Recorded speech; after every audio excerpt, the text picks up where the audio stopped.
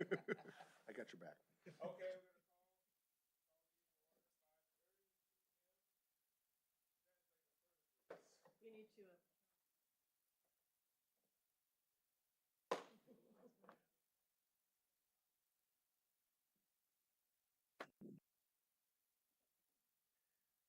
Yes, Translator Services.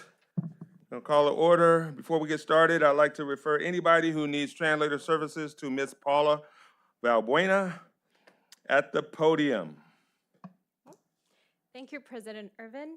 Buenas tardes, habla Paula Balbuena. Si necesita servicios de interpretación al español, por favor llame al 1805-324-7680 e ingrese el código de acceso 762-960-391, más la tecla numeral. Este es un número totalmente gratis. Nuevamente, llame al número de teléfono 1805-324-7680 e ingrese el código de acceso 762-960-391 más la tecla numeral. También puede acceder a estas instrucciones en nuestro sitio web en mcs4kids.com, dirigiéndose a la parte inferior de la página en Quick Links y haciendo clic nuevamente en Board Agendas para ir a la agenda de esta noche. Gracias. Thank you. Thank you, Ms. Valbuena. So welcome to the Modesto City Schools Special Board Workshop of October 14th, 2024. This meeting is now called to order. Roll call, Trustee Brown. Here. Trustee Daly. Present. Trustee Lopez, absent. Trustee Marks. Present. Trustee Mejia. Present. Vice President Maestas. Present. President Irvin, President. Let the record reflect we have a quorum. President or present? Same thing. President present. Live stream statement. Good evening, everyone. This open session meeting of the Board of Trustees is being live streamed at the direction of the board. The live stream is available on the district's website, and recordings will be available for viewing the day after the board meeting. Regarding public comment, MCS has provided an opportunity for public to provide comments. It is outlined on each agenda. The public has been given an opportunity to call in and leave a voicemail. Send us a comment via email or appear in person before the board. Any public comments received via email or voicemail following the posting of the board agenda and prior to noon the day of the board meeting will not be read aloud, but have been transcribed and printed with copies provided to each board member prior to the start of the board meeting and are available to the public. The voice and email comments will be attached to future board meeting minutes for approval. This practice will continue until further notice. For members of the public that are interested in commenting in the future, we welcome your comments. Public comment statement, Board Bylaw 9322B. If you wish to address the board during the period for public comment on the subject not on the agenda, you must complete a public presentation request card and submit it to the board president prior to the period for public comment. If you need assistance from our translator, please indicate so on the interest card. Every person who wishes to address the board, please fill out a card. You will find the cards in the lobby. You can hand your comment card to Ms. Chambers. Ms. Chambers in the back of the room, there.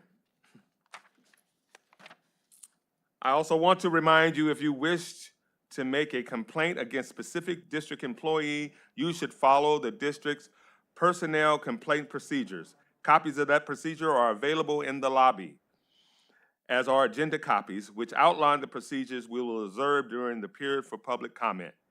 The right to address the board does not exempt the speaker from any potential liability for defamation.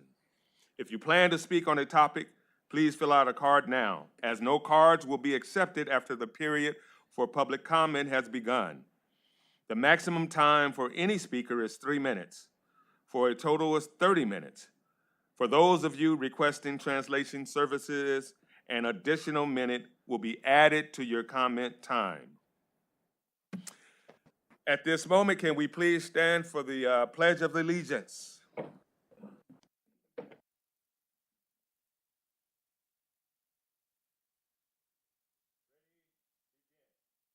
pledge allegiance to the flag of the United States of America, one nation, under God, indivisible, with liberty. and justice for all.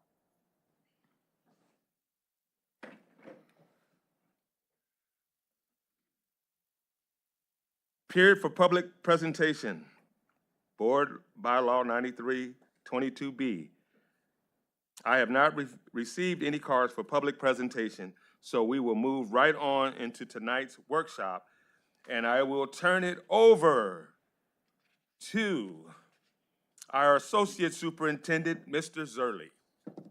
Thank you, President Irvin. Good evening, trustees. We look forward to the fall board workshop every year, and thank you for the opportunity to provide an update around our facility construction, in particular our bond projects. I know there's a lot going on in this district, but we appreciate the time that is allotted to talk about the amazing work that you've allowed us to do over the last several years and will be going into the future. So thank you for the opportunity. I'm pleased to have the subject matter experts with me tonight, Senior Director Roger Worth of Maintenance, Operations, and Transportation, and Gilbert Rosas, our Director 2 of Sustainability and Adaptation. Tonight, we want to share with the board, excuse me, some great things that are going on and things that may be able to continue to go on, depending on what happens here in about 20 days. But we'll talk about our high school bond projects and the planning for those. This is a board workshop, so after each section, there'll be a slide for board comments and questions. But if you have something during the slide that you want to ask about, please, this is your meeting, this is your workshop. We're here to educate you and provide information on these items. The elementary bond projects currently underway, and then planning if there is a future bond approval. And then new this year is sustainability initiatives, and really the focus, and you'll see when we get to that point, of the district of Dr. Noguchi and her leadership around sustainability initiatives and where are we going, not only this year, but into the future for this district. And then at the end, if there's any public that show up and want to comment, obviously we have an opportunity for that. As we start every presentation, we start with the Modesto City Schools vision, and you see it here in front of you.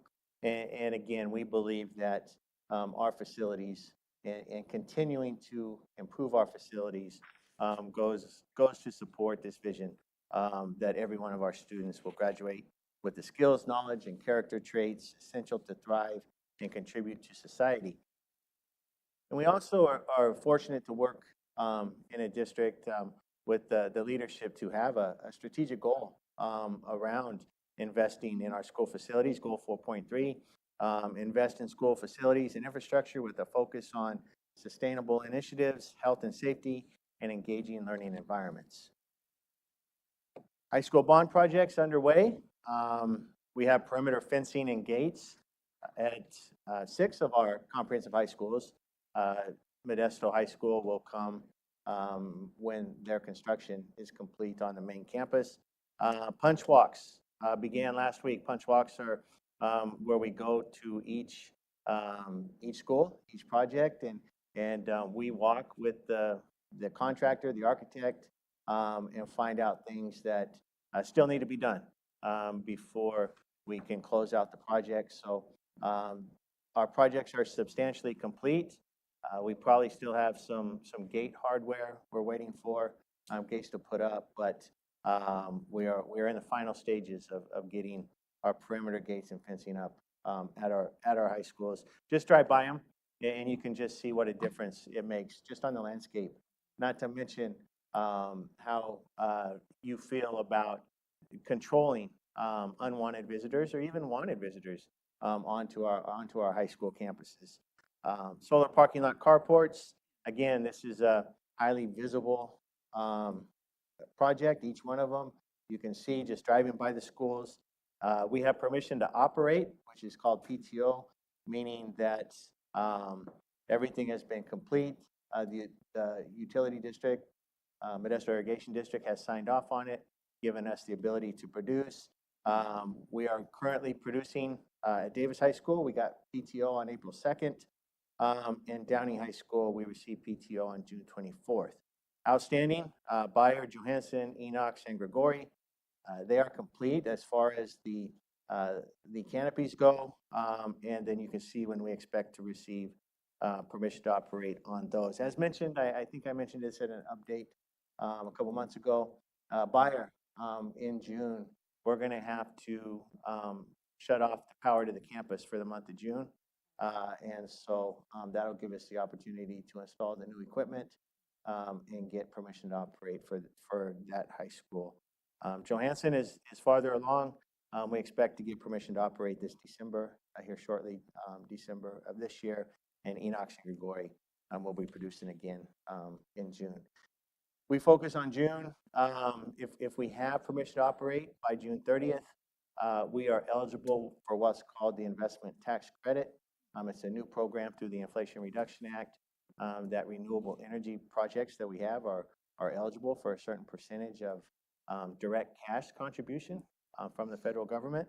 And so we try to target June 30th because that puts us in line to get the cash, and it is cash contribution from the federal government. Yes. Other high school bond projects, Elliott High School addition, just drive by Elliott's, drive down Orangeburg, you'll see the big hole, in the property there. But what you don't see is the work that's going on the backside of the campus. Site work is continuing, it's ongoing. We did get DSA approval of our building plans September 26th, and we expect that the building foundation will begin by the end of this month. This will have all new construction over a certain square footage requires a solar component, a solar array as part of it. It's California code. Since Elliott does not have the parking lot solar panels, we will have to add a solar component to this project. It has been sized and incorporated into the plans. Also ongoing is Davis Health Services Academy expansion, phase 2. The building foundation has poured, and we expect the buildings to arrive this month, October 23rd. Other high school bond projects. We celebrated Modesto High School last week. Really just a great opportunity to celebrate, bless you, our oldest high school with so much tradition. It was great to see the enthusiasm for that. It will begin later this month with demolition of Building I. I believe that is the old wood shop. So that will be demolished, begin to be demolished later this month. We do have flyers that we will distribute to the neighbors around Modesto High School, just so they're aware of the noise, they're aware of the construction activity that will begin later this month. So if you may get questions asked, it's because we will drop flyers off at our neighbors' doorsteps, so at least they're aware of what's coming and for how long. Phase 1, the demolition is the start of phase 1. That's the first set of classrooms that will be built where Building I is currently. That'll begin later after the first of the year, and we expect to be done in winter of 25 to 26 school year. So second semester of 25-26, we should be operating out of the new classrooms. The first phase and phase 2, which is the larger 2-story building, we expect to be winter of 26 next year. So again, the second semester of 26-27 school year. Also in the planning is Davis High School, a swimming pool and athletic complex. This will include it'll include baseball. Currently, we utilize Davis Park for softball, and so once complete, we'll have baseball and softball on our property. But again, just so you're aware, the baseball team this year, baseball is a spring sport, so it starts around the beginning of February. They will be relocated to Davis Park. This was at the request of the school site, the athletic department. They're aware of it. And so baseball games for Davis High School will be at Davis Park this year. And we're doing that so we can begin installation of the new all-weather track and synthetic field. It's just going to be right now a track and field, and we can talk about that, similar to what's going in at Bayer and Enox.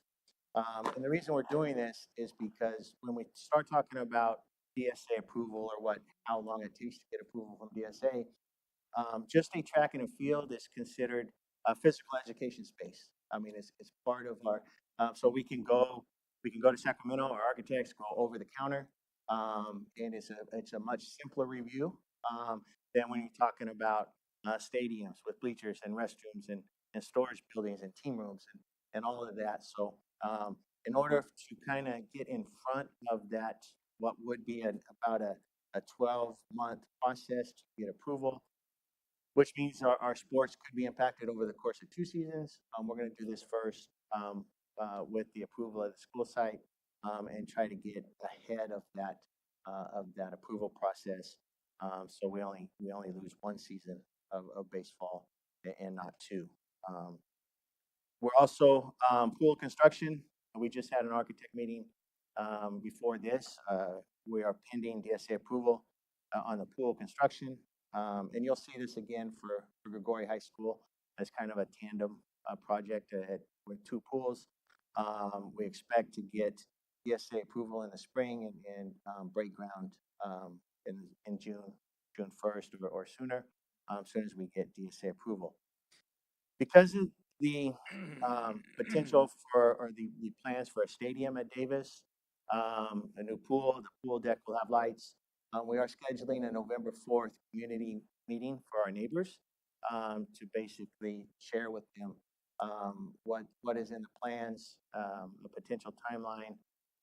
We assume there's going to be some concerns about stadium lights, um, Friday night noise, traffic, and so it'll be an opportunity for the community to come and hear about our plans, but also express their concerns.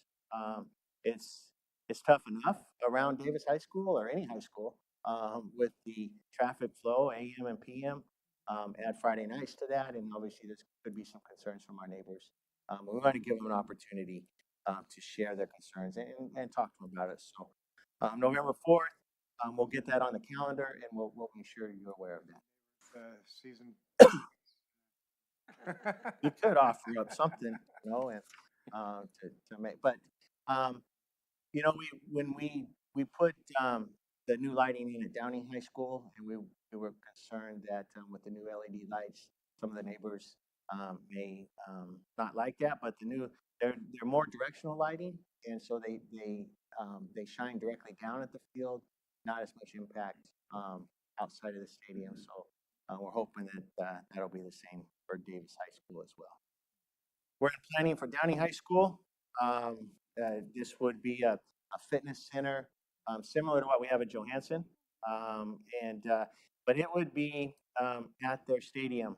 And so it would serve as, also, if you've been to Downey Stadium for football games, restrooms are kind of lacking there, concessions. And so this would be a building that has a fitness center, but also restrooms, and a concession stand for the stadium. So that is in the planning. We're still working. I think we have a meeting later this week, Thursday or tomorrow, one of the days with Was Downey, there for homecoming? Yeah, and it was, ooh, right? yeah. And I just wanted to add, the boards, the board set the priority for the phasing of our school sites with Measure L on what you would like to see first. And that was Modesto High School, Davis, and Downey. Those were the first three in order. And so we've met with each one of those schools, the staff, and gave an opportunity to provide input on what they'd like to see. And believe it or not, work at the stadium at Downey High School was the top priority for the staff there at Downey High School. In addition, though, we are planning to modernize or remodel the existing science classrooms, not only at Downey, but Bayer High School and Davis as well. So those plans are substantially complete, and probably sometime in the spring, you'll see on a board agenda approval to move forward with those modernization remodels as well. It's been so successful at our junior highs that we need to do that for our high school science classrooms and labs as well. You've probably seen, and all-weather track and fields are going in at Enox and Bayer high schools. This includes infrastructure. This includes conduit underneath the field and track for future stadium construction. So they've both been master planned for a future stadium. It's not part of this particular Measure L right now. There's just, with all other requests, there's not enough dollars to build stadiums at Enox and Bayer, but they will have the opportunity. They will have all-weather track. They will have a synthetic field. What we have found this year, and Brad, Deputy Superintendent Goodo, may be able to speak on this, is we have girls flag football. That's a sport now. And so that's one other team sport that we have to have on our fields. And so gives us an opportunity to have a field that can really be used 12 months out of the year, 365 days a year. And so that's why we're doing Enox and Bayer. I know they were not part of the top 3 or 5, but because of the impact, one, girls flag football, but other sports that we have that need access to track and field surfaces, we felt this was kind of like a quick strike project, maybe like we did for elementaries. I know it's a little more expensive than what our quick strike projects were, but it's an opportunity for us to provide something to those schools immediately.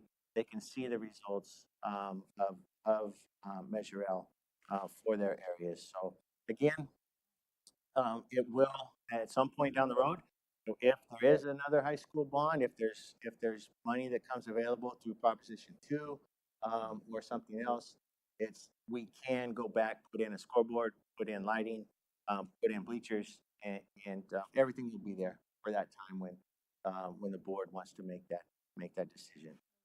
Yes. So I just have a question about the stadium. So when you say future stadium, is it going to be, because I know when we did Grigori, we dug it down deep and left the sides so people could sit on the sides and then added bleachers later. So is it going to be like that, or just above ground bleachers and lights? It would be more similar to our Johansson or Downey Stadium, which the bleachers will be the same level of the field and go up. So, we did not have the opportunity to have a bowl type of a stadium at those high schools, but Didn't look like it when I drove by, but I thought, I don't know, maybe they're going to dig it down deeper in the middle or something. So I didn't know, because I know hundreds of people sit on the side at Grigori. So I just was, and now we've added bleachers on both sides. So that was good. and those we had a little bit of delay at Enox because of the ground surface. We had to add some treatment to the dirt in order to get the water to percolate more so than it already does. That one fell a little bit behind Bayer, but we expect these to be done in time for soccer. They can practice soccer on them this year. We don't have lights, but we have portable light stands, and if they adjust their timing a little bit, they may be able to get some soccer games in. But track, so there will be track at Bayer and Enox this year for the first time ever. So we're pretty excited to offer that. And then the Grigori swimming pool, like I mentioned, it's in tandem with Davis swimming pool, and pool construction is set to begin pending DSA approval. Now, the Davis baseball, now, is that current field, the softball field, is it regulation size for baseball? Or will there any adjustments need to be done? I did not know this, but they have a baseball field there as well as a softball field.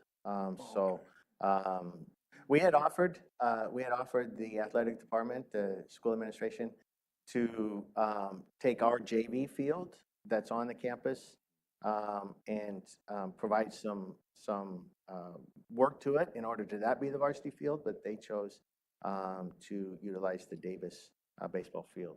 Oh, Two fields at the Davis Park. There's a softball and a oh, okay, man. And they're both regulation. You can play softball and baseball at Davis Park. Oh, okay, okay. Man, I didn't know that, and I live a few blocks from. and it has a Davis scoreboard. Park. It has a scoreboard. The baseball is one. just south of the softball field at Davis Park. It sits Oh, kind of in a pit. I have- It's hard to yes, see I from, have. College. Yes, I can't see it now, from yeah. the street. Okay, okay, it's coming back. And I have, another question. I have a question about, is it okay or no? Questions, comments, do you want to just? Yeah, I'll just go, No, around. there's no lights, so. So, no lights. There's no lights. We can make up a light on our phone and no. Yeah, there you go. Trustee Marks. So I thought I heard you say that Gregori's pool was going to be on the same, it's pending DSA approval, the same as Davis? It's on the same, they're getting the similar type pool? It's the same pool, yes, it's the exact same pool, will be at Davis and Gregory, and they're on the same timeline for, submittal to DSA and approval. Okay, so it'll be, because sometimes I get questions out there, and I'm sure you've told them, but it's helpful for me, especially if a parent comes up to me, because they do, anyway, so it's gonna be approved, we're hoping for a spring to go through the DSA process to be approved by June, start construction in the summer, is that correct? That is correct. Yes, that is correct. Okay, and because this is not as extravagant as a pool as some of the other ones, it's a really fine-looking pool, I remember you gave us that. Will it take less time to put it in? It'll take a similar amount of time. It's very comparable size to Enox. Okay, So it's a different type of pool than your classic plaster pool, but size-wise, it's very similar size-wise to Enox. and it looked like the length that it will last is really good too. I mean, it looks like high quality. Right, no, it'll be That's the one in Indianapolis, isn't it? Yes, it's the exact same pool construction that they used for the Olympic trials in Okay. Indianapolis. Oh, that's good. So, and actually, it's gonna be interesting. It's going to start arriving before we dig the hole. So there's gonna be, people will see the pool. Right, sitting out there. Arriving in parts, but, yes, you will not, much like our cafeterias that we're building that are modular, once it's completed, you won't be able to tell the difference between the plaster pools at our other schools or this particular pool. Well, thank you. And we expect to have, I mean, hopefully we can have groundbreaking before school's out in May, and then in June, the official construction should begin sometime in June. Any other questions? Trustee Daly? A small project question and then a concern slash public relations in regards to the fences. So I was contacted by a parent at Johansson that says the backside of the pool and the gym do not have lights, and somehow the students are back there during practice and stuff. So it can be, as it's getting darker, it can be a little dangerous with the ground's not even and stuff. So I don't know if there's a way that we can get some lighting back there. Okay. Johansson. Yeah. And what area is this? Apparently behind the gym and the pool. Okay. So not on the front side, but on the Okay, back we'll look into side. that. There's lighting on the buildings. We have lighting on our new solar array, but we'll look at this area and see. Okay. By the athletic, because there's the athletic. I think that's the part where they're talking about, then it must be the fitness center and the pool. Yeah, because the grass field does not have lighting, but all the paved areas do. So we'll take a look at that, though. Okay. So this came from a parent of a student who had to practice out there. Okay. So I don't know exactly what's happening. Maybe we don't want them back there. Sure. All You right. know, so, and I figured perfect opportunity to ask about it. The Absolutely. other question that I have is in reference to, because we have had these campuses and we have generations of families that have gone to our high schools. Are we planning on doing some kind of public relation release in reference to the fences as they start to go live? The gating around the schools, the high schools? Well, so are we There will doing be any kind of articles. public relations things to communicate with parents? I've gotten a lot of concerns as the fencing is starting to go at Johansson. So I don't know if we're doing some kind of communication with parents. I don't understand. I guess I would have to know what the complaint is, because all of our schools have fencing, and we'll Right, have right. fencing because we have to have a single point of entry. So I think I would Right. have to, you'd have to, you can let me know what the issue is. That's what I'm saying is Is maybe the issue that we explaining have the point. fences? Yeah, Well, we're gonna have fences, so, Right. why don't you let us know who the parents are, we can give them a call, but fencing is something that we're gonna have at all of our schools, elementary as Safety. well. right. That's what Yeah. I'm saying. Is there like, is there communication going out saying like it's a safety thing, this is what's going on? Or has that happened and these parents maybe missed it? We've had a lot of communication just within the board meetings in the last 2 years around dollars and, allocating dollars for fencing and then approving dollars for fencing. And we've had multiple board meetings around safety security. In fact, last year, this same board meeting, we had safety security and, the vision that we were going to have fencing at all of our schools. So as far as a letter to parents to say that we're having fencing, I don't know that we've done a letter to parents, but it definitely is something that's been in the newspaper, it's been on the board meetings, it's obviously visible, everyone's seeing that. Again, we can still talk to parents, so you just let me know the names and I can get those over to Brad and the team and we can have a conversation with the Okay. parent. Each high Are you school, requesting that maybe each school site should probably send something out to parents, Yeah, just kind Like, of communicating informing them, hey, the we got why, this that this is going what's up in our happening schools for and, your children's safety, we're Right. installing new fencing, right. something like that. I Is can see Johansson something the like that. last to get fencing? Because, I mean, Enox and Bayer both have their fencing up, and I have. Well, Davis haven't finished theirs either, Oh. Yeah. I've got, they all, or Mohai. they all started around the same, Enoch and Gregory obviously were farther along because they had, we just had to tweak some of we had to add fencing and gates in places at Enoch and Gregory, but they all started around the same time. Now, each school, I had a committee that had parent representation. I don't know if Johansson did, I don't know if you remember. They did. Now, that doesn't mean that that parent would communicate to all the parents, but I know at this point we have not done a formal communication through the schools for the fencing and but that's something we can definitely take into consideration. But we have not heard of I have not heard of anything at the other schools yet. They haven't got to us. Doesn't mean they're not out there, but I mean that's Right. something. And I think because it's October, it's the end of October, we started school many months ago with fencing. If we could just know the names, we can talk to the individual parent to be able to explain the why behind it. Why are we doing the fencing? What's the need for single point of entry?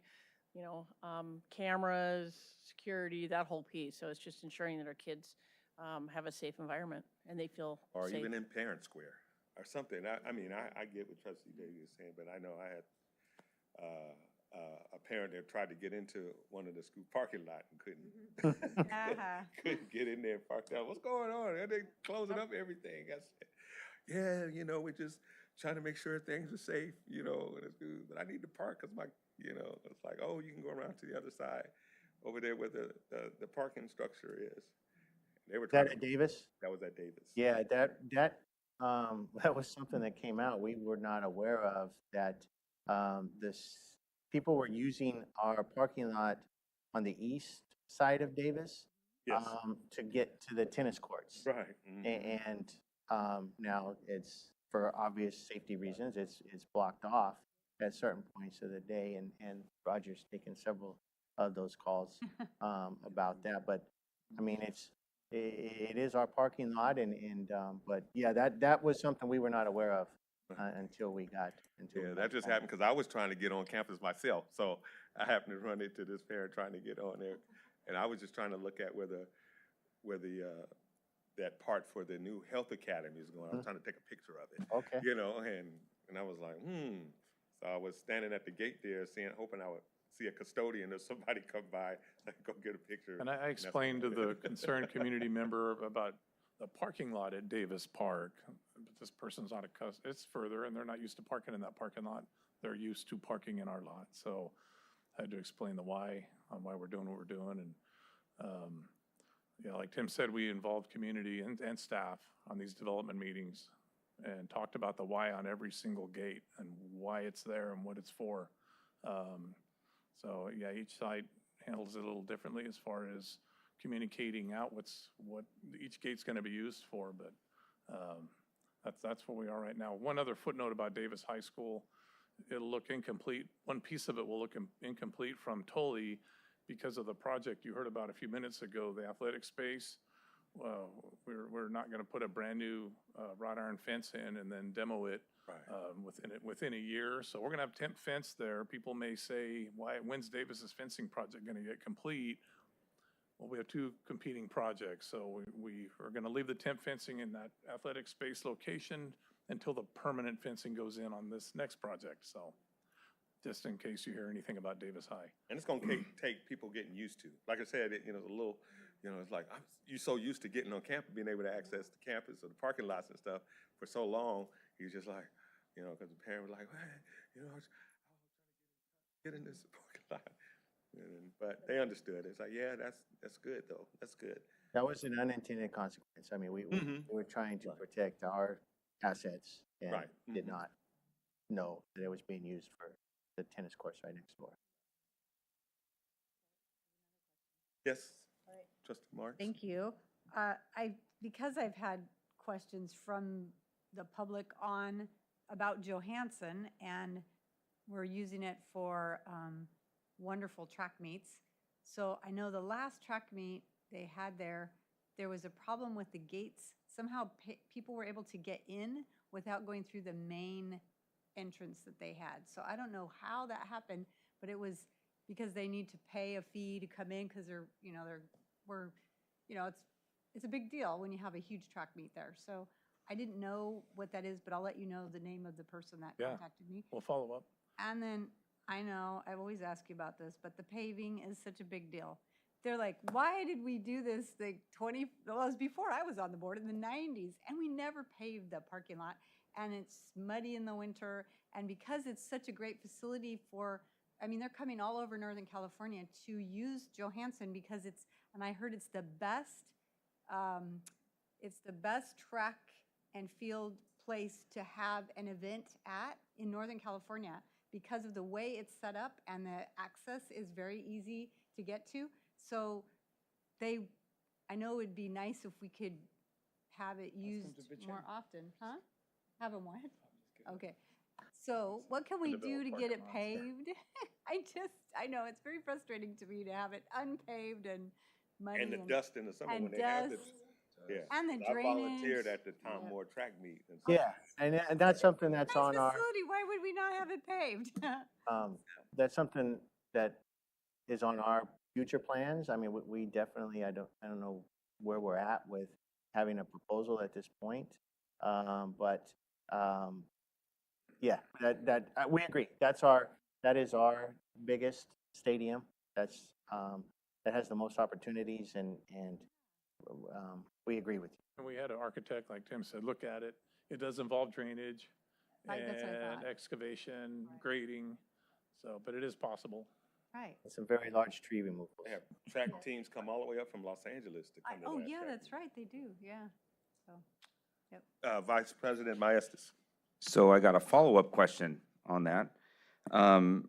You said that our solar parking carports, we're hoping to get cash contributions back or from the government on those. Do we have plans to how to spend that, what we're going to do with that money? Yeah, we have, I mean, even with the elementary bond program, but the high school bond program, we have a lot of projects that we haven't been able to get to. Obviously, it'll be up to the board to determine how you want to spend the proceeds. But we would, because we're using bond money for the solar projects, one thought or one recommendation would be to put it back to facility projects so we can continue with projects we couldn't get to with Measure L. But when that comes, we would definitely ask the board for approval or what could be done with it. And how much do we think that's going to be? Of all of our projects, we're looking somewhere around $12 million for all of our. or? That is based on, there's a percentage a calculation, and two of ours get additional percentage because they're in neighborhoods that are socioeconomically like that. disadvantaged. So we get a higher percentage, but then other ones that are bond funds, we get, because we're using tax exempt municipal money, then there's a discount for some of those. So we're reasonably certain it's going to be in the $12 million, once we get permission to operate for all of them, if that answers your question. And, yeah, it does. And the projects that you're talking about that that you're looking at, or the possible ones, those aren't ones that are unfinished that we would get or could be done also if Prop 2, is that right? If Prop 2 gets passed, then are we going to be able to fund some of those projects with Prop 2 and some of the unfinished projects that we already have lined up or finished unpaid? I can't remember how that works, but I remember it's one of those two. I'm just trying to find where little new things that are on our list, like the parking lot, like paving the parking lot, if we have places where we can find spots for that. That would be exactly how before a second bond measure years down the road, that is exactly how we would propose to fund something like that. That is a priority, whether it's Prop 2. And the way it works is it's called, many of our projects that are complete, they have to be complete before we can submit them to be reimbursed. And then they get what's called approved but unfunded. So they're on this list of unfunded projects. So as we get them completed, both elementary and high school, we're submitting them for approval.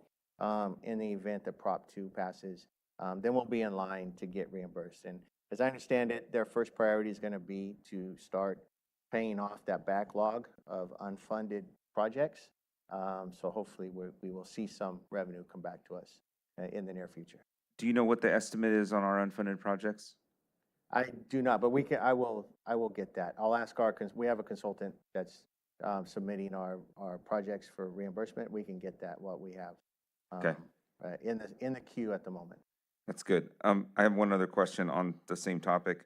Are there any other lots that, if grants come available or other things come available, I know this is probably going to come later on, but are there any other lots in our district that could be places that we could install for future solar carports? Like the district office would be one that I would think would work, although there's a lot of trees in the area, so I'm not quite sure that would work.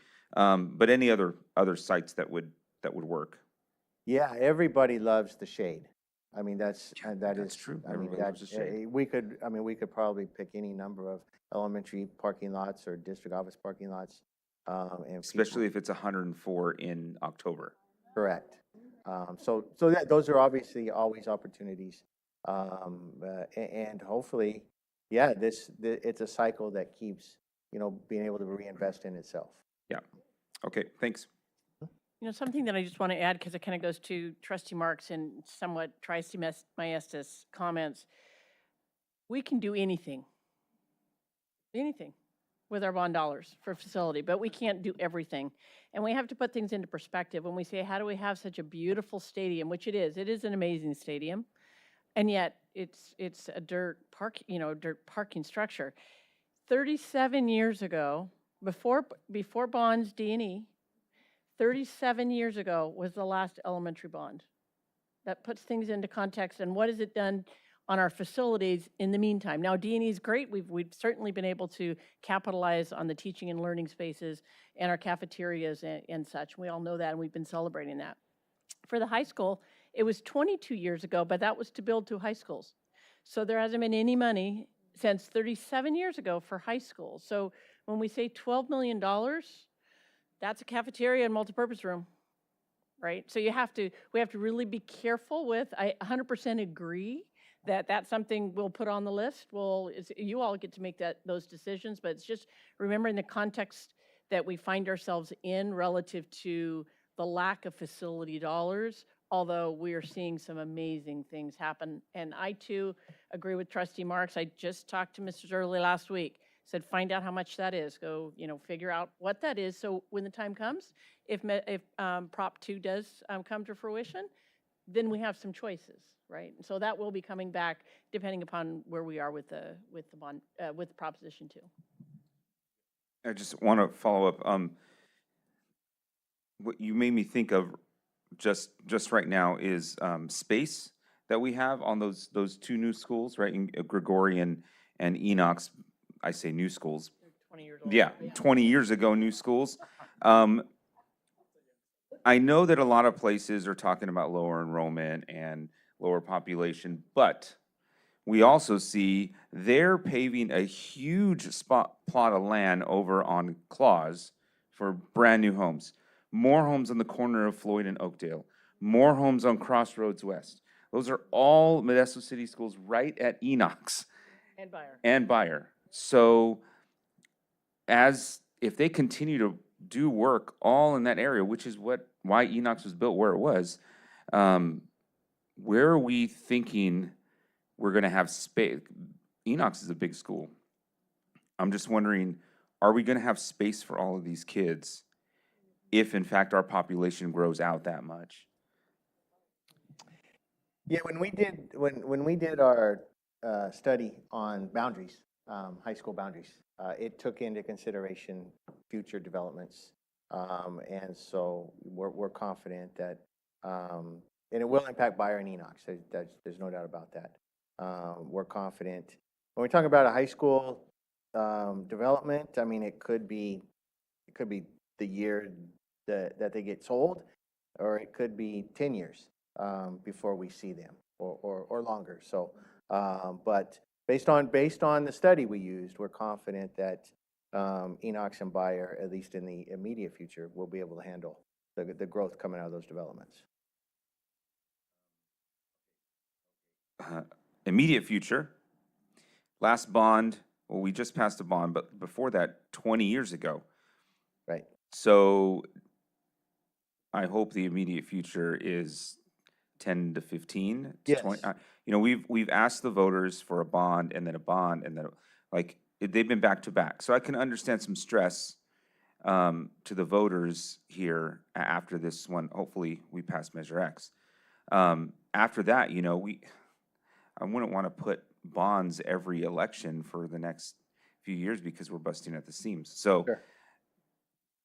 just how do we think forward for that? But I appreciate that at least we'll have some space in the immediate future. Right. Yeah. And I would say, I would say 10 years would be the immediate future, but it definitely needs to be planned for sure. And parcel-wise, Enoch's is 80 acres. Enoch's and Gregory are the 2 largest parcels in the school district. So there's plenty of space on Enoch's as far as acreage goes, and Bayer also has some undeveloped areas. Should space be needed. Trustee Brown. Make sure my mic's working. With regard to the money that we've been talking about coming back to the district and also the matching funds, how does the fact that we're 2 districts play into what money can be used for? If we get money that is matching funds from the state with Prop 2, and it was related to high schools, do we have to spend that money in the high school district? If it's related to elementaries, do we have to spend it in the elementary district?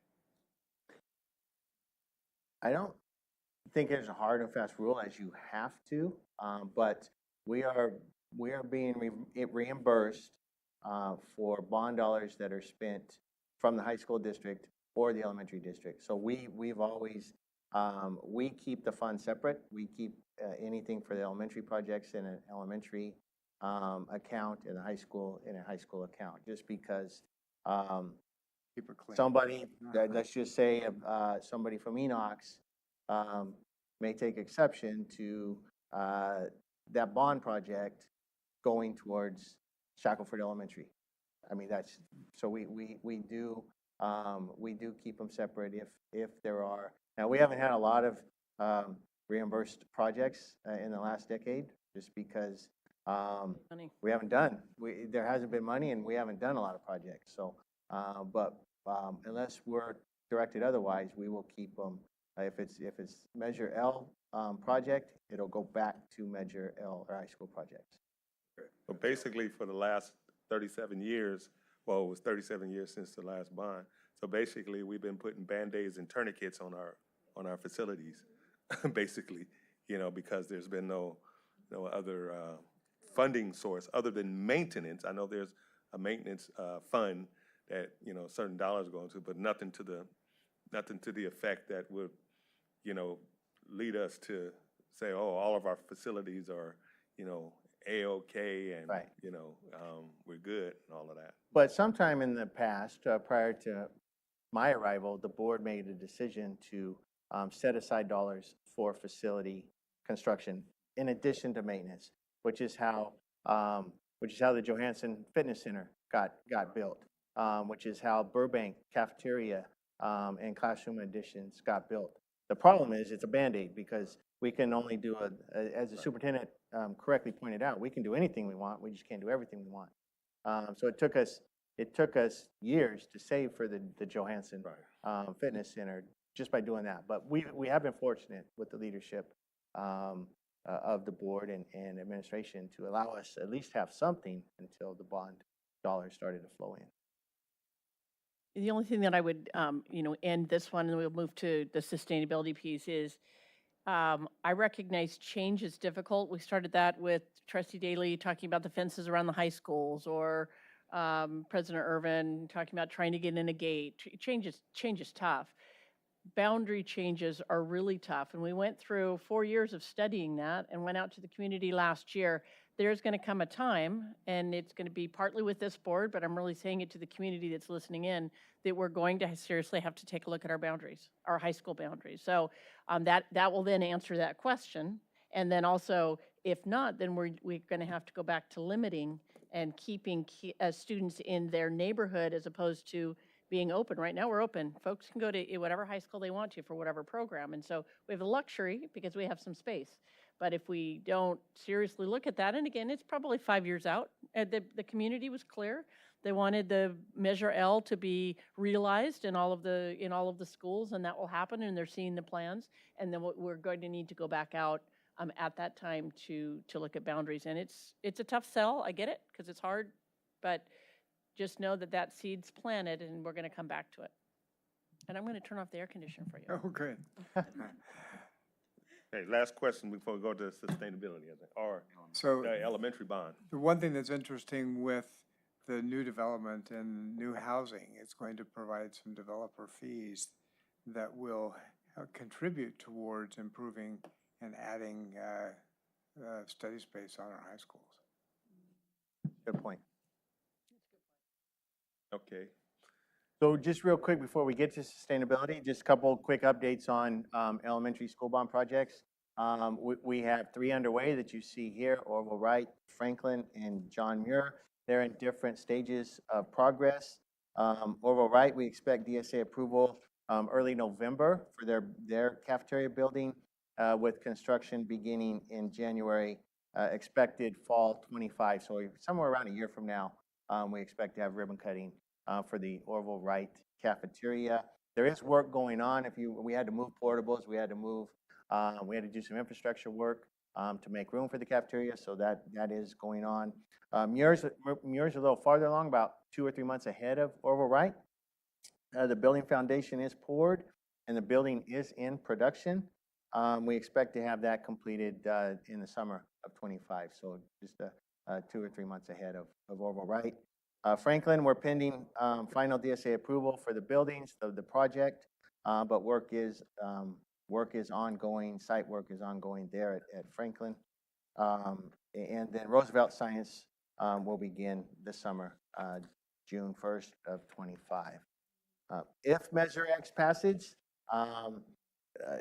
staff is recommending, if you recall D&E, we had quick strike projects that were ready to go that first summer. And so that would have been summer of 2019, right after the passage of Measures D&E.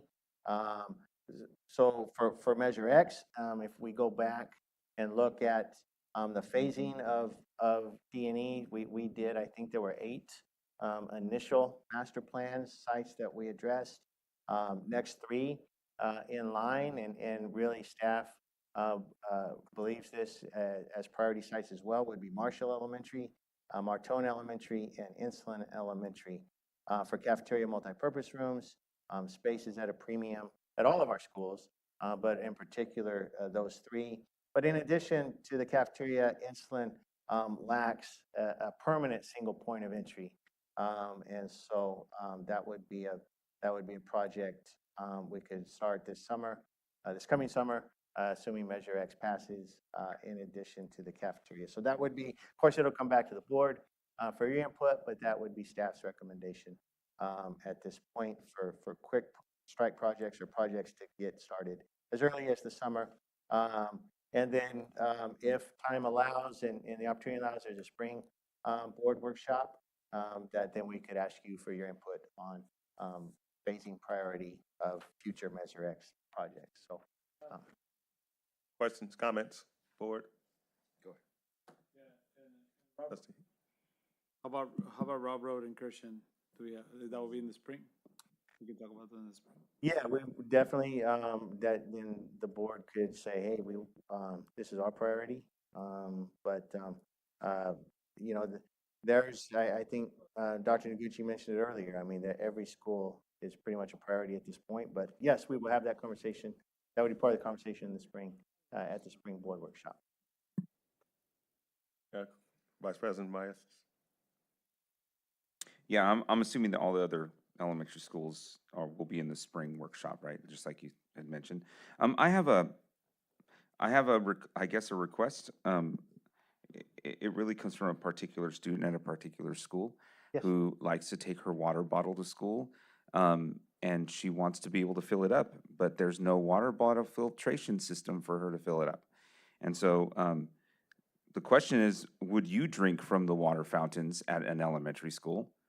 I'm just gonna tell you, I wouldn't. I know little kids and what, but we all bring our water bottles, and it's better for sustainability anyway for us to have water bottles. And I think I know there's some of these on high school campuses, but there's none on, well, I've heard there's maybe 1 or 2 in the new cafeterias that have been built.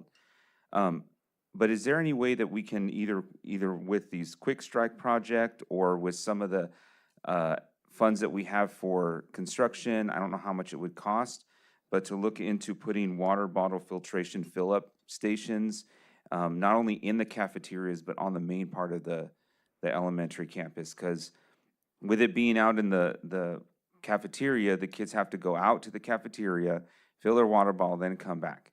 Where they could just go to the water, fill up their water bottle, come back. Yes. And recess. But this is a new thing, right? And it should really be everywhere. So is there anything is it on your list? If it's not, there's a particular student that would be happy if I came home and said it is at some point. If you don't mind, we do have it on an upcoming slide. If you don't mind, or we can take it now, but we are going to talk about. Oh, I see it, water bottle fillers. We're gonna Okay. talk about that on an upcoming slide here in just a Inhale minute. yourself. Oh. That's great lead-in if you want. Okay. So we'll put a pin in it. We can't put a pin in it. We'll put a pin in until slide whatever Right. is there, Okay, and then come back to it. all right. Yeah. I see So- it. Thanks. Okay. And they are exciting. They are. I mean, we'll talk about that in just a minute. But sustainability is obviously a large piece of what we're doing, and the superintendent's leadership and direction has been to develop a sustainability plan. And so, in particular, a 3-year sustainability plan that will be presented to the superintendent, and then, as you see the timeline, it'll come to the board for board approval as well. Roger and Gilbert are on that committee. They've been part of the 2 meetings, so they can address any questions that come up.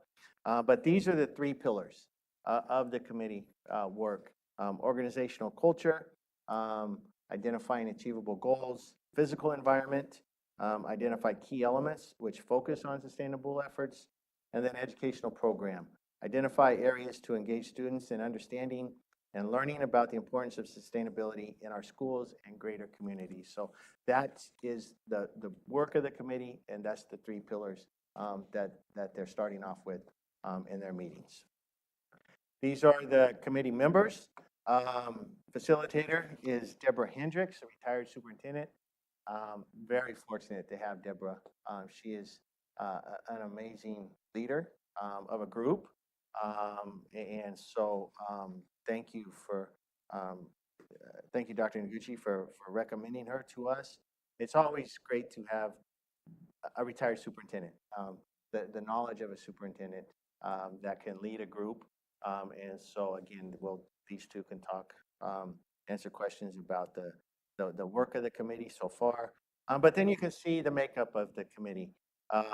We have a wide range. We have classroom teachers, a professional development coach, administrator and management, representing all 7 divisions in the district, classified custodial staff, and then students. We added a student voice, and there's 4 students now on this committee just to get the student voice. So great work is coming from this committee.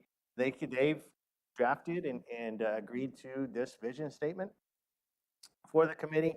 Modesto City Schools is committed to accessible sustainability education and the practices that extend beyond the classroom. So this is the collective with input and words of the committee for their vision.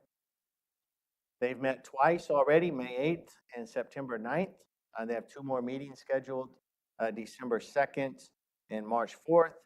And then upcoming board meeting dates, May 12th would be to review the committee's sustainability plan.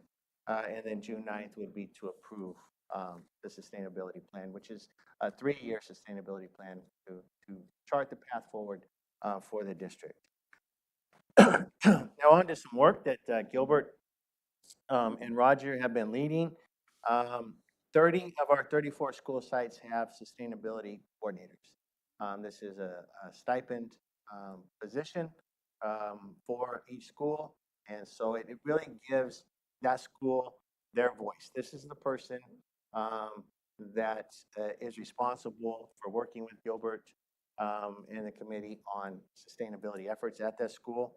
And then you can see some things that we're doing here, just kind of highlight for the board. Recycling, I know that comes up a lot. You probably get questions on that. What are we doing? 7 of our school sites are piloting the blue recycling bins. So just like you have at your house, they have blue recycling bins that get paper, plastic, things get put in the bins, get pushed out to the side at trash pickup day, just like it does for you at your residence. And organic food composting at all of our school cafeterias. So the food, the food trash is composted, and it's not part of our landfill trash as well. Water bottle fillers. We have 82 installed across 22 school sites. That's not all of them. We know we do have a list, and I know a certain student that you're close to, there's 0 at that school site. And it's not going in just our cafeterias. Now we are doing it on any new building. We're putting a bottle filler in. So if you go to the Davis Health Services Academy, if you go to our cafeterias that we're doing, Johansson Fitness Center, they have one. Yes. So any new building, we're putting them in. But I don't know, Gilbert, if you want to talk about work with the coordinators on what we're doing on that? We worked with them directly. We've worked with them directly on just different projects of what they can do.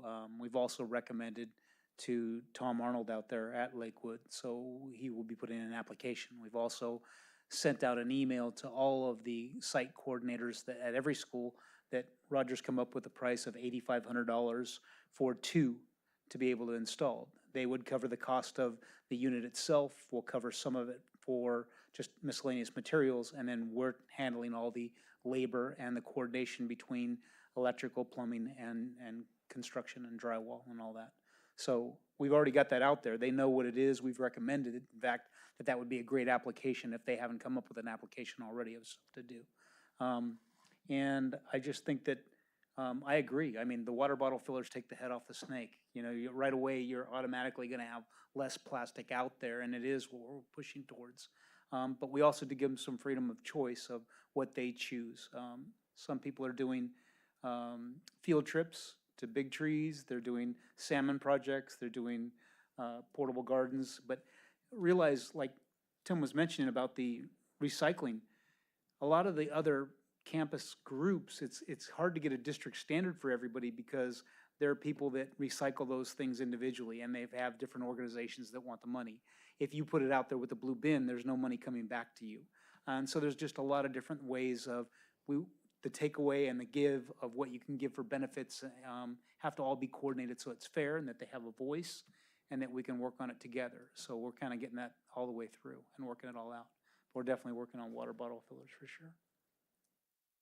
Yeah, they're definitely, you see the students carrying around I mean, you go out to the school site, you see the ones that have them, you see the students carrying around their hydros and filling them up, so. We can have a backpack giveaway and a water bottle giveaway. Well, and the goal is to keep I'll this get as in. organic as possible. We all want a bottle filler and chilled filtered water. That's wonderful. How can we help them or encourage them to turn that into some sort of project and submit a green application? And that keeps it an organic project at the school site that everyone benefits from chilled water.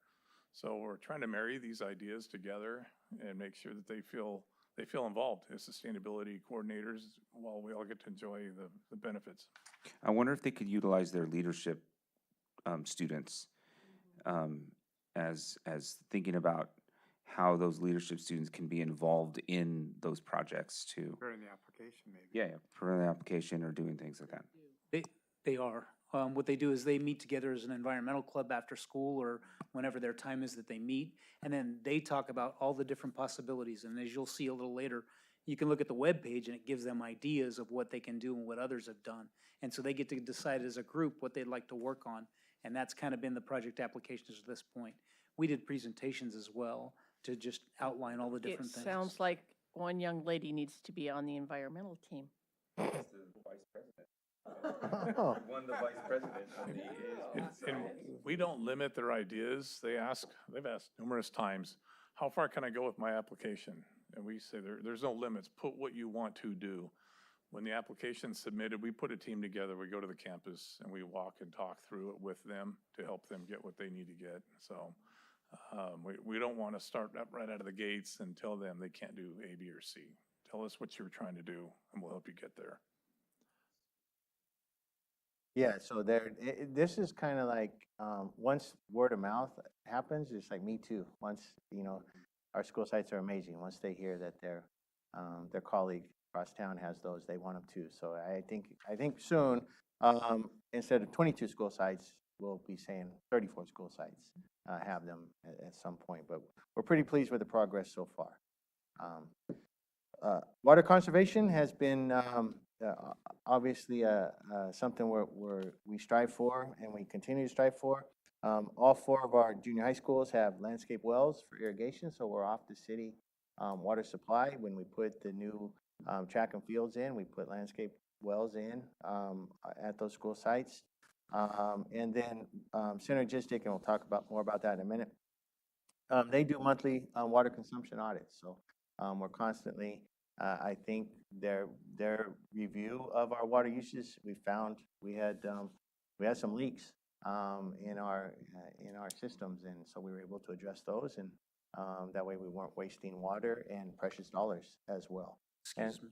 Sorry. One other thing on that is that when they enter in the bills, you can tell when there's a disparity or something happened, like a leak, like you just mentioned. And sometimes we can go back to the utility companies, show them that we have a work order, and then get a credit back for that stuff that we didn't do, that we didn't really use. And so that's instrumental. That's what Synergistic helps with, is alerting us to those bill things. We find the documentation, and if there's a gas leak or a water leak somewhere, and we really didn't use any of that utility, then we would get a credit for that. So, thank you.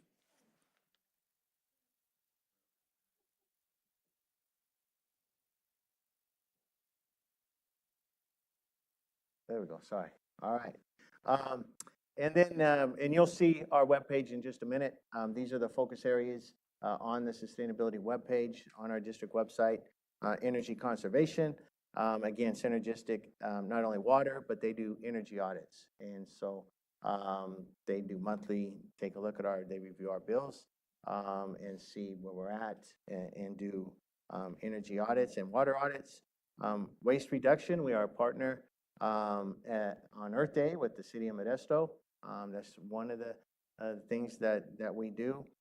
Air monitoring, this is new, and you'll see it in just a minute. Purple air monitor stations are at all 34 schools and Woodland Avenue. This replaces the prior colored flag system. So when you pull up in front of, if it's yellow air day, you would see yellow or orange or red or green. Now you go onto the school website, and you'll see immediately what's the air monitor for that school. And then obviously the work we do around transportation, our EV bus fleet, and our solar production dashboard, which we have for you as well. We can go, I don't know if there's any questions on that, or if you want to see, we have some visuals we want to show you in case you haven't been on our website. I just, Yes. Vice President Myers is something else. I have a question. So it's a bit of a question, but it's more of a comment about our transportation and EV. So I took a drive this week over this weekend to a family reunion, and as I was driving back, we were trying to calculate how much money we were saving, because this is not an ad, but I bought a Ford F-150 Lightning, so it's all electric, and we're trying to think about how much we were saving, if we were really saving. So what we determined is, if we're not going a long distance, like if we were going 600, 700 miles on the freeway in a long trip, then a regular F-150 actually would be saving us money. But everyday driving, hauling, doing things around town, short city, from city to city, maybe to Stockton, back, not very big. We determined on the F-150 and Lightning and a regular F-150, we're saving about a third the cost of driving in gasoline to electric. And that's just on a day-to-day. So that's a F-150 truck. I'm wondering, thinking about like a van, like a school-size van, 9-passenger van, or even our EV buses, like that's got to be a bigger difference if you're thinking the cost of diesel gas and how much you're doing on those, and the miles per gallon. So I'm really trying, and I know that it costs more to buy the truck. Like I know I'm paying more money up front to buy the truck, but I'm also not spewing fumes into the air, trying to lower my carbon footprint with that. So again, I just want to reiterate, because I know I've done this many, many times, as we move forward and we think about the transportation or the things that we're purchasing, and we're continuing on this effort, I know there's a balance between saving money and cost and upfront costs, but not just our EV bus fleet, but what about the trucks that we use for maintenance, the vans that we're using to transport, like 9, 10, 12 passenger vans, the sped buses. I know that they're regular gasoline, but what's the difference in 20 years? that we're putting out into the air and that we're saving money on gas. So again, just thinking about all of those pieces of transportation, what are we doing to be better stewards of the earth, and also thinking about moving into something that's more sustainable in the future. Yeah, because I know we went, this kind of goes back a little to that SPED when we decided to go and do our own transportation for our special education program. And it still kind of irks with me because we're buying all these new vehicles and they're still gonna be gas vehicles. And I realize it's a cost thing, but I don't know. I just can't see how we don't move forward a bit. It's more of a statement than a question, but I think that at least in my vision, this is just me, I don't know, I can't speak for the board, but my vision is that we are moving forward. One thing I'd like to just say, I'm in this circle a lot. I travel all over the place to see people. Not many districts convert half of their fleet in one purchase at all. Many of them can't do it in any way, shape, or form. The other considerations are long distances of not being able to go that far with a network. It's just not the right time yet, but we're heading there. We are looking at the white fleet to be adding more stuff, and that's a very good thing. But it ends up being range, and it also ends up being what's the best use. So in my vision of it would be that it would be you're doing solar, you're doing all these different initiatives that save money, and you're reinvesting into things again that save money. The elementary schools where they have high production rates and you could afford it, then you do what you can. And it'll have a time. It's just we can't get ahead of the technology too much. And I want to commend all of the board, you guys, for investing in the right things and doing the right things. I think we're on the right path. But you're absolutely right. We need to figure out white fleet and some of the stuff to balance it all out. But we are doing huge leaps and bounds right now at half, for sure. But what about adaptability of our fleet? You know, I've been doing research on like solar panels on the roof to be able to charge the batteries on the buses. I don't know if that's in the future, but I know it's being done now, not on a large scale, but it's in R&D and things like that to be able to extend the electric vehicle range, so to speak, because there's solar panels on a roof. It's in the future, but again, I don't think that's ready for prime time yet. It's something that adds a little bit to it, but doesn't add enough to take 20% off or anything like that. And the other thing is, if you put solar panels on the roof, it's gotta be The weight and all the that weight, stuff, yeah, it's right. the wind, Right. it's all the different factors that you have to come on there. So I think we're taking baby steps all right towards the right direction, though. Well, yeah, and I agree. It's not about. I agree. We can't get ahead of the technology right now, but when we're talking about something new, not replacing, right? Like I just said, if I needed to go all the way down to San Diego, many times, like a regular Ford F-150 is going to be better than my Lightning is going to be. So we have to keep fleet that is gas powered because when we take kids all the way to I don't know, Disneyland or different places, right? There's no way we're going to do that on an electric bus. But I think when we're thinking about what we're using the vehicle for, we have to make sure we have another gas-powered vehicle to do those, but we also, if we are looking at expanding something, is that vehicle going to be used primarily for doing stuff around Modesto, around here? Are we using it for maintenance where we're going a lot of places? But we're talking maintenance in city. That electric vehicle is gonna save us a lot more than a gas. Like it just is. So I just think like as we're moving forward, I just want to say, yes, you're doing a good job thinking about that. Continue to thinking about when we're replacing or we're even getting something new. What is the impact that we can have on that, and how can we think about investing into the technology that we have now so that we can save money in the future? We never stop shopping. We're always looking to see what's out there. A couple of years ago, there wasn't a electric utility maintenance vehicle. They're starting to make them now. They're making vans, we're buying them. Obviously, everyone knows what we've done with buses. The majority of what we do is local to Modesto with home-to-school transportation and our white fleet with our work orders. So that's the way, that's what we're looking for right now and how we're trying to expand.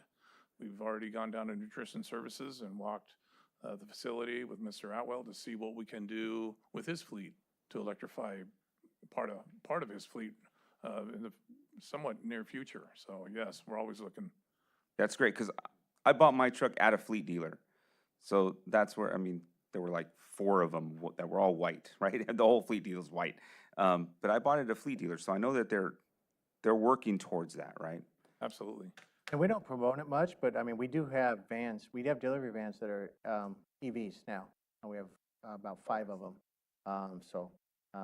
As the opportunity comes, we are replacing, we have a replacement program, and we are looking to replace with an EV when possible, but as Roger states, some of our heavy-duty equipment, it's not there yet. Technology isn't there for some of our heavier equipment, but we do it when we can. But that's a great point. One more, I got one more question. Yeah. On the blue recycling, and I think I had this conversation with Dr. Noguchi about recycling. I was recently, a real good friend of mine, his son is a supervising engineer with Cal Recycle. And he was telling me about this letter that just came down from the governor that they literally have billions of CRV money in the coffers there because people are not taking advantage of the recycle program as they thought initially would happen. So they got these billions and they're trying to, I guess they have some kind of committee they're doing or asking for input from Cal Recycle folks and things like that of what are we going to do with all these billions of dollars? But he was also talking about getting more schools involved, and he said that they have a school that literally funds all of their arts and athletic programs with recyclables. They literally got a container on campus, and they dump all of their recyclables in there, and then that container is picked up, and and I was like, what? He was like, yeah. He said, somewhere in the neighborhood close to $100,000.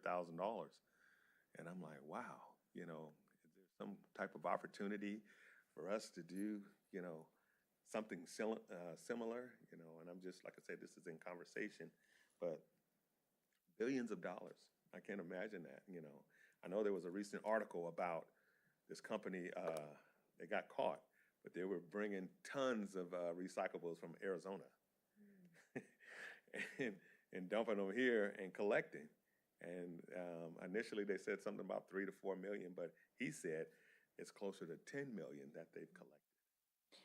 So let me try to speak to that. So I hear what you're saying, and large-scale recycling projects, there's 2 things you need to consider. One, when you have your individual school sites, our 34, there's some school sites that are doing recycling projects to fund the different things that they want to do that's student-generated. When we go large-scale with a district our size that has 5,000 employees, you have to have a combination with the city and the county to be able to have an orchestrated process with that. Now, if the Sustainability Task Force identifies that as one of the key areas, we're going to come back to you all here in May to say these are the projects. And if that's the case, obviously it would cost to be able to put something together. So let's see what they come up with, but there's unintended consequences for any one of the projects. The other piece that I have to add, in the size of a state, $1 billion isn't that much for California. Yeah, billions. Billions. Yes, he said billions. Billions. But so if you think about how large it is, it seems like a large amount, just like 10 million that fell to the bottom on our budget is only 6% of our budget, but 10 million sounds like a lot. So you have to put it all in perspective, but I do hear you, and everyone around the table, at least my team, they know they can't, in fact, that cup right there is questionable. They know that they have to have things that are recyclable around me. And so just know it is a passion, it is a desire, it is something. It's unclaimed, and that's the point they were making. It was like, it shouldn't be where it's at, because if the use matched, what should be coming in, they wouldn't have billions of dollars. Right, but what we would have to have for that to happen at large scale, and I agree, I think this is exactly what we need to do, but we're gonna have to get a coordinated effort between the district and the county and the city to be able to manage all of that. It would have to be a coordinated effort, my thought. Don't know, he's filled that up 10 times so far. It's true, I watch him. They know. Even the principals Just a- know. I'll Just come another walking way into the to desk and they'll like put away minimize the their. carbon put away their- footprint. All right, turn it back over to So- Mr. Zerly. Yeah, no, and I think some of you have or may get questions from your constituents that they hear certain things, or, you know, we've got these great solar panels but they're not turned on, or they're not producing. And depending on, and you saw, some of them aren't producing and some of them are. But you can go, I don't know if you know this or not, but you will after you or anyone else can go to our webpage and you can see our solar projects and the ones that are permission to operate, and how much they're producing. And so we'll show you that real quick. This is our webpage. There's a sustainability link to it, and so this will take you to all of this here. You can see we just got some. That's our Earth Day. We've got our. Oh, I keep going. Sorry. Can you go back up for me? I'm trying to scroll with this clicker here. But there's the focus areas, the ones that I talked about. So if you click on green infrastructure, he has one already ready to go. You'll see right there, green infrastructure. Then this is our MOT yard. And so this is our production. So click on year, please, on that. And then you can see this comes up. And so we came online, you can see we came online in January. And we had a dip, and the reason we had a dip because the inverters weren't working. And so we did not know that, but now I can assure you, if that happens again, Gilbert and Roger get an alert that now that we have this set up, they'll get an alert that something's not producing or working. And so then you can see, go to May, go forward from May, and you can see that we're overproducing based on estimates. And that's a function of the sunlight. Obviously, May, June, July, that's the most hours of daylight we have. And so that's the trend line. And then you'll see the bell curve as it starts to come back down September and October. That's because we're losing daylight. Davis High School is another one. You do the same thing. If you want to just take a look year to date, and you'll see the same here.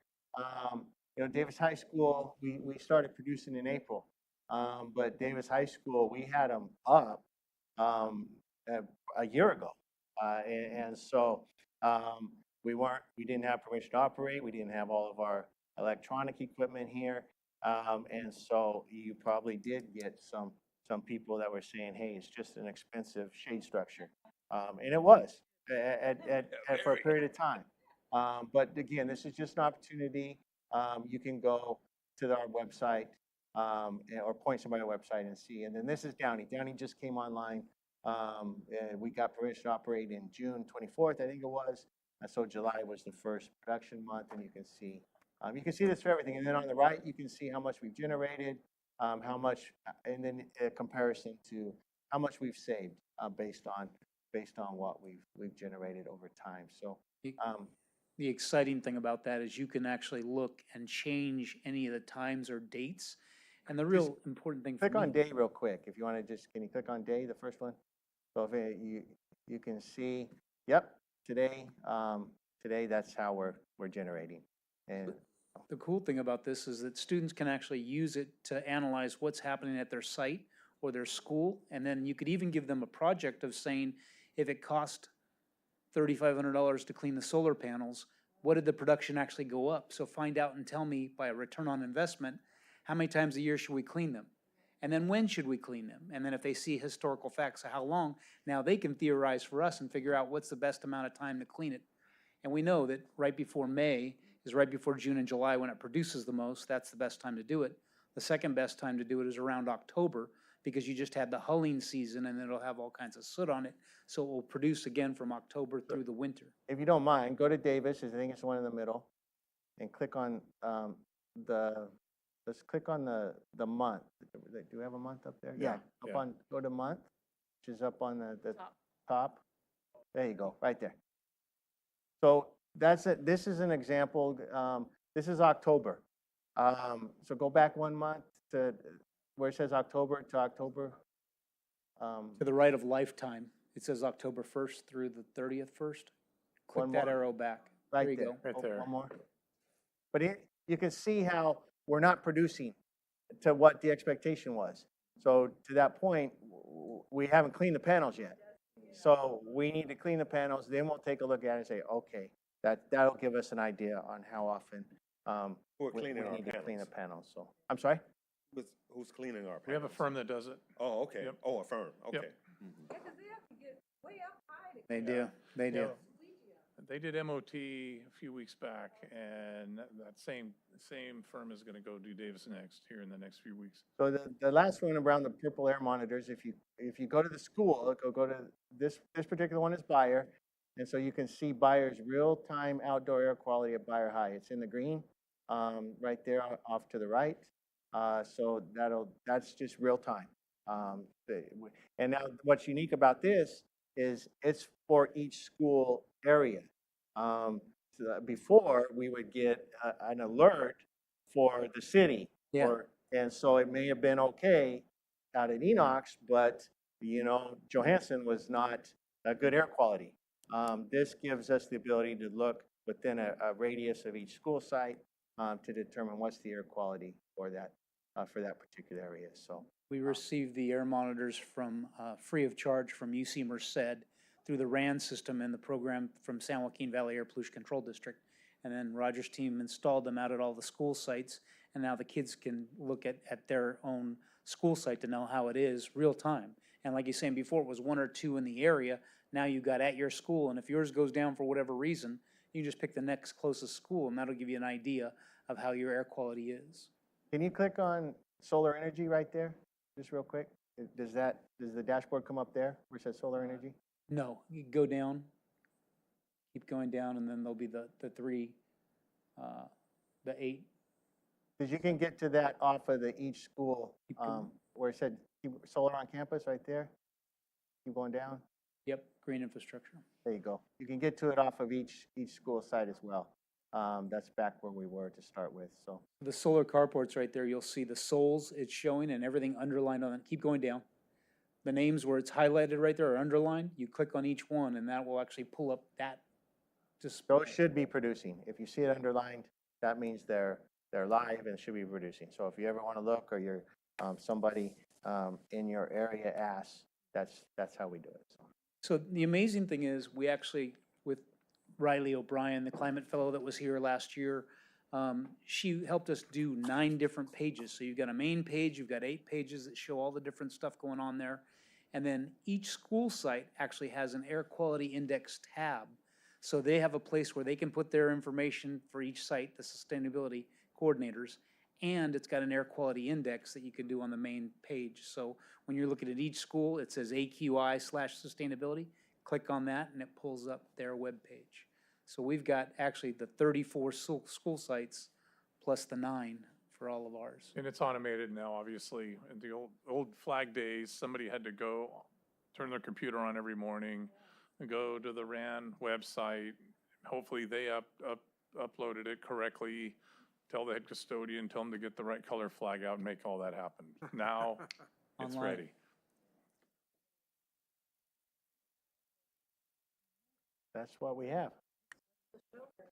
So, well, thank you very much, team. Yeah, great information. Yeah, we're on the move. We're on the move. Question time? So, any more questions? I've got questions. Okay, yeah. Thank goodness I didn't entertain a motion to adjourn the meeting. So the Sustainability Committee has 4 students. Are they all high school students, or do we have any elementary or middle school students? They're all high involved? school students. And how are they selected? They were recommended from like different climate action pathways was part of them. And then we actually asked some of the teachers who they would recommend. So they came from climate action pathway students. And I don't know if we mentioned that or not either, but you guys approved 13 last year and they, Synergistic has worked with them. And then this year you guys approved 20. So we have 20 students that'll be working with Synergistic and myself, kind of learning how to do audits around all their facilities and all their school sites. Okay, then, I don't know the number of the slide, but, sustainability initiatives with the water, wells. Mentions that we have it at all four of our, junior high sites. Is there a possibility we can do the same for the high school sites? The high school campuses are larger. Well, Gregoria is on a well system.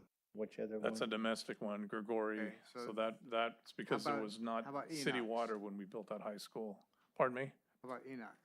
Enox is landscape only, not domestic. Gregori's the entire campus. And then Okay, we listed the four recent junior highs that went in when we did the tracks. okay, so the high school for Enox has a landscape, well They have one well that does everything, domestic and landscape. at Enox, Excuse me, Grigori. Gregory, yeah. Yes, Enox is landscape only. Okay, and what about, schools like Bayer and Davis and, No, we haven't done any Yeah. project work out there that is triggered that, that's why we did the junior high wells, because we were doing the tracks. But the other high schools, again, it's something else that's been but when we're doing the track preliminary. at Bayer, is there a way that we could tie into that? That'll be Yeah. synthetic, yeah. Doesn't matter. Right, we're getting, Correct, it's synthetic turf, and all weather track, so. don't need water, so we're using less water by putting the synthetic Uh-huh. surface in.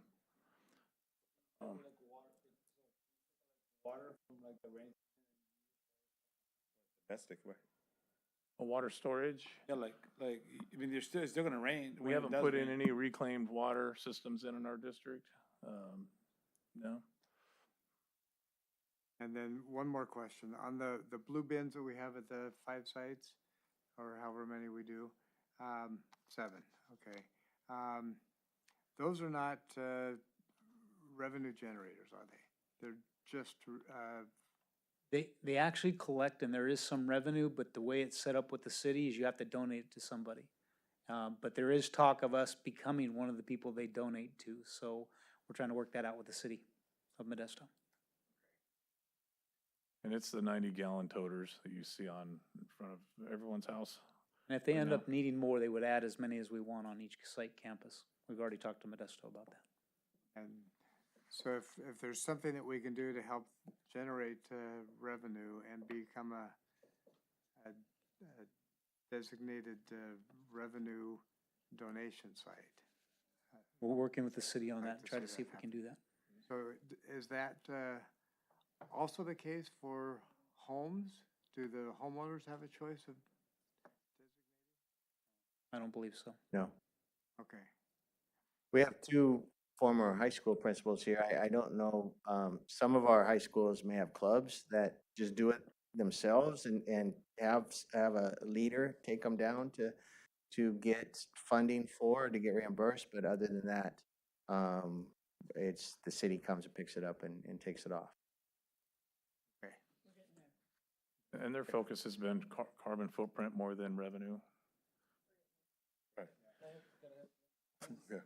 Trustee Mathis. Thank you. Trustee Mejia, thank you. This is out of left field, but I was, He has so many questions, it's stuck in my brain, you know? It's Trustee M, we got 3 of them. Trustee Mejia. this is not really regarding that, but as I'm thinking, as I'm, talking to neighbors and stuff like that, as we're having projects like Franklin and stuff like that, are we able to talk to the city about like speed bumps close to schools as we're doing all this construction going on, or conversations about like anything that deteriorates speed through those, and especially particularly like the 2 campuses, Mark Twain and Franklin, as I'm, been talking to folks there. I know development is going to be happening, so I don't know how close of a relationship do we have with the cities to suggest maybe some, I don't know, some places they have lights, other places they have speed bumps, stuff like that. So it's just, as we're doing this building, just as a comment, can we kind of begin those conversations with them? I know we don't have any power over that, but. Thank you, trustee Mejia. That's a great question. We do. We meet quarterly with city staff, but we have a great relationship with their traffic division right now. But their focus is on crosswalks. Do they need to refresh the crosswalks? Do flashing lights need to be up? But I don't, it's a funding issue. I don't know where their funding is as far as speed bumps go, but we definitely have a great relationship with them. They respond to us immediately if we have visibility concerns for a tree. You can't see the flashing stop sign. But we have not really engaged with speed bumps, Yeah. but we Oh, will do just that. because in those two places, I mean, it's a really a big issue. Just the amount of speeding that happens on California and then also on Emerald. But it was just a suggestion, if we do have that relationship, like the neighbors would really appreciate as we're doing all this beautiful things happening at those schools. So why not have a conversation around that with We them? put as well? our device out there, it happens to be called a stalker. You see MPD use them all the time. Please slow down. We've put ours on California, near Mark Twain School, and like Tim said, we meet with them quarterly. And we work directly with MPD. Sometimes we'll get physical patrol from them. So we're engaged with them on these issues around our school sites. And this, Want to check with, the city council had a grant program, because I know we applied for it, for those speed bumps. There was a grant that went out, and I don't know if the collaborative may apply for it or check with the city council representative, but I know I know our neighborhoods with, on Sherwood, because it's a speed, that they approved it, but they haven't, got around to implementing. well, if the city's listening, yeah, speed bumps like the ones over by La Loma Junior High, those speed bumps, those things are huge. You can't speed over those. Or speed dips. I don't know if you've seen speed dips. Those, yeah, those are those are worse in my opinion. Like, what I mean by worse is that you really have to slow down. You're gonna do some damage to your car. So, I don't, there needs to be something, because our kids are I feel like our kids are in danger every single day walking from school. And we've got to, if we're not doing something, the city has to do something, because it's not great out there. We have the highest pedestrian So, folks, traffic here. we need to try to stay on the agenda, Yeah. otherwise Sorry, it needs to sorry. be agendized. Do I hear a motion to adjourn? So, no, it's all good. It just has to be agendized, just because we don't want to, everyone needs, it just needs to be fully transparent. So I'm glad we ended there. All right. Do I Is hear a there motion any to other adjourn? questions relative to this piece? I'm turning it over to President Irvin. Do I hear a motion to adjourn? It's been moved by trustee Mejia and seconded by trustee Marks. All in favor signify by saying aye. Aye. All opposed? Any abstentions?